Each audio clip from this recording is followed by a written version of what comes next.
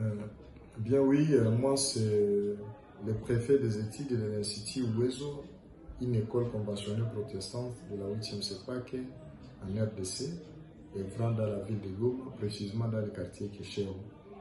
Nous sommes là, nous avons la section, nous organisons des sections les suivantes, donc commerciale de gestion, nous avons la nutrition, nous avons technique sociale, nous avons également l'agronomie. Ces sections-là, telles que vous venez de suivre, ce sont des sections purement techniques. Et chaque section, il est impérieux que ça soit bien équipé en matériel pour que les pratiques des enfants se fassent normalement. Seulement comme notre pays est confronté à plusieurs défis liés à la guerre, nous apprenons les enfants qui proviennent de l'intérieur suite aux affres de la guerre. Ils sont venus vers nous, on les a accueillis ici chez nous. Mais jusque-là, l'école présente des défis énormes, surtout en informatique. Vous savez, le monde actuel est tellement informatisé. Et par rapport à la nouvelle technologie, il est impérieux que les enfants soient souples en informatique. Alors, l'école jusque-là présente des problèmes de nombre de machines, les ordinateurs.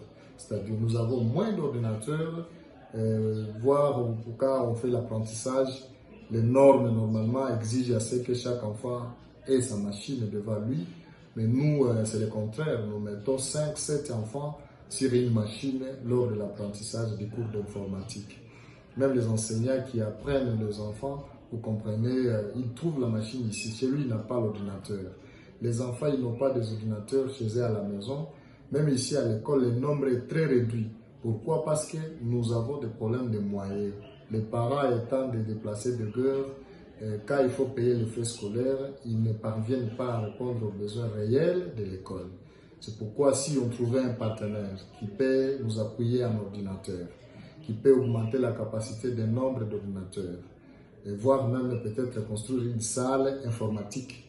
La salle informatique qui va uniquement garder ces ordinateurs, les enfants y entrent lors de l'apprentissage pour qu'il y ait vraiment une bonne assimilation. Ça pouvait être pour nous vraiment quelque chose de soulagement et pour les parents, pour les enfants également. C'est ça en bref. Et donc, vraiment, si nous trouvons un partenaire qui peut nous aider, pour nous, c'est un salut. Merci beaucoup. Et vous avez l'électricité ici ou bien vous aurez besoin des panneaux? Et concernant l'électricité, oui, nous avons l'électricité. Nous avons l'électricité en permanence. Seulement, vous savez, en RDC, notre électricité, souvent, il y a des coupures. Il y a des coupures, il y a des délestages. Bon, quand il n'y a pas l'électricité, on doit utiliser les panneaux solaires que nous n'avons pas. On ne veut pas de panneaux solaires, c'est-à-dire s'il y a soutien en équipement informatique, nous pouvons vouloir aussi qu'on nous installe les panneaux solaires qui peuvent renforcer l'électricité en cas de coupure et qu'il n'y ait pas de perturbations d'apprentissage. Merci beaucoup. Merci.